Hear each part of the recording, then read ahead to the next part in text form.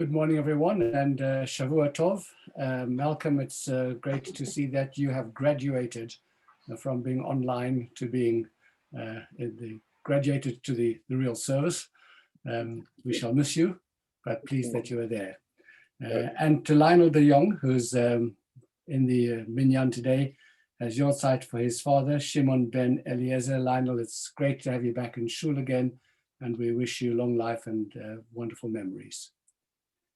Today, we begin the second chapter of Pirkei Avot, the Ethics of the Fathers, and we begin with some teachings of a man who is simply called Rebbe, our rabbi.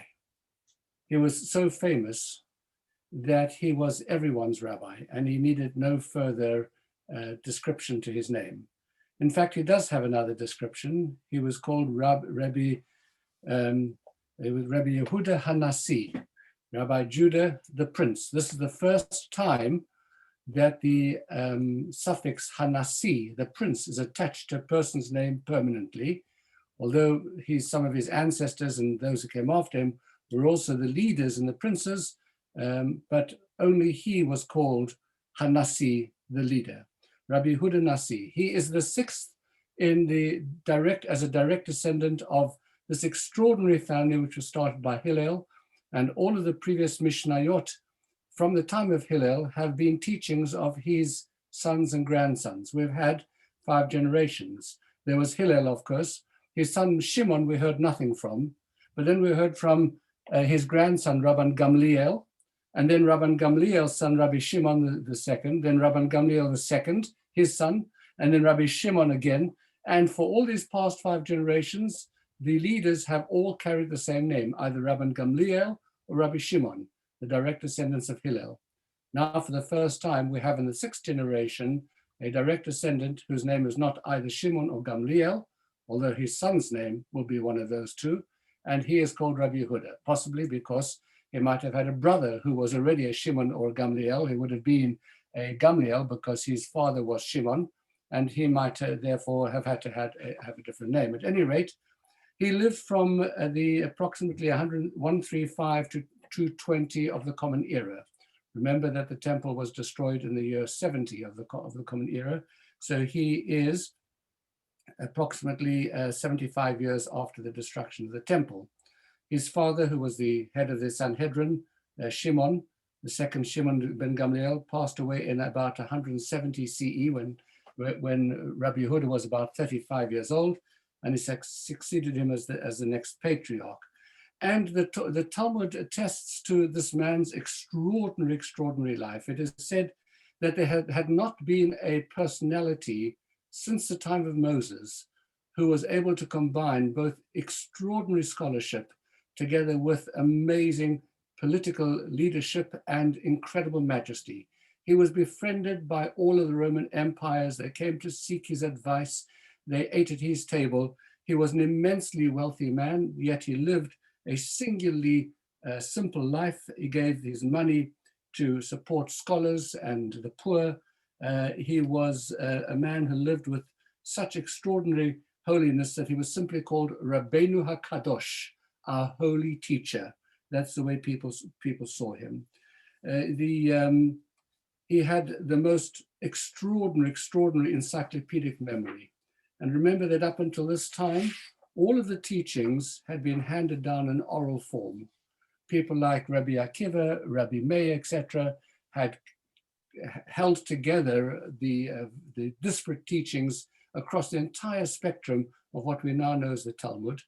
And Rabbi Yehuda Nasi, living in the Galilee at the time, still after the revolts and after the Bar Kokhba revolt, with dispersion beginning to happen, felt that the time had come to be able to put down what had been an oral tradition from the time of Moses alongside the written Torah, and to begin to compile it in writing so that it would not be lost for generations, recognizing that from this point onwards, we would be a dispersed nation and across many countries of the world. And therefore the oral tradition could no longer be trusted to be able to hold the tradition.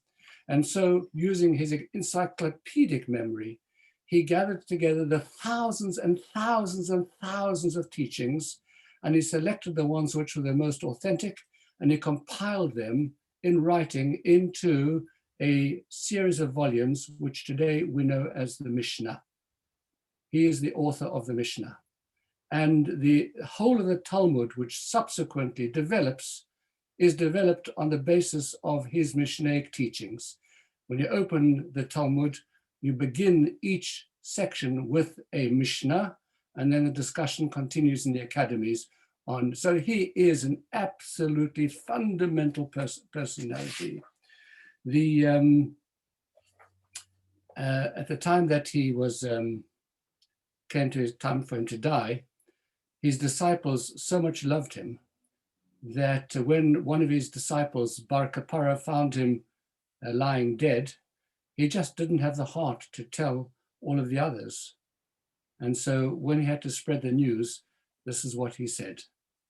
The angels and the humans have had an argument over the Holy Ark. They've both seized it and they're struggling to possess it. And I'm afraid to tell you all that the angels have prevailed and the Ark has been taken. Isn't that beautiful? That's the way his death was described to the world and to his colleagues.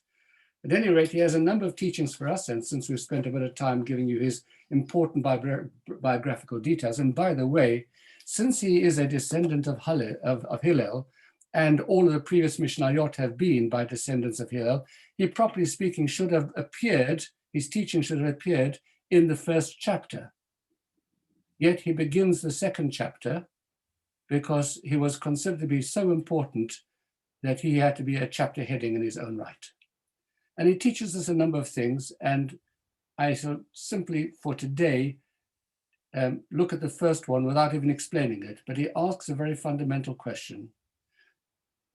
Rabbi Omer, Ezehu derech yeshara she'avar lo adam. What is the right course, the straightforward course for a person to choose in their life?